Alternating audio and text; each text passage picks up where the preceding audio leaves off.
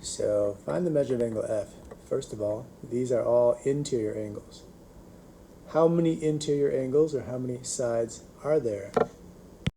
There's 1, 2, 3, 4, 5, 6.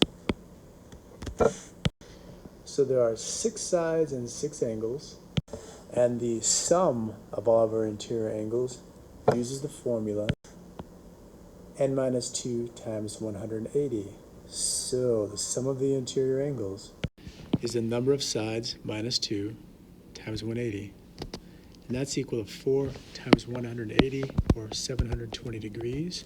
And that's the sum of all these interior angles. Don't forget the 90-degree angle.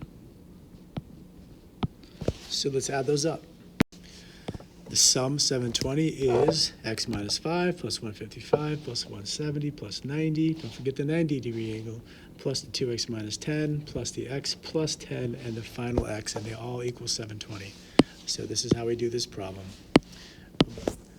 Combining all of our like terms on the right side, we have 1x and 2 more x because it's 3x, 4x, 5x.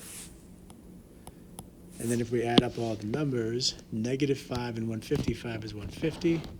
There's 320, 310, 320. Subtract 320 from both sides, divide both sides by 5, and x is equal to 80. So the measure of angle F is x minus 5,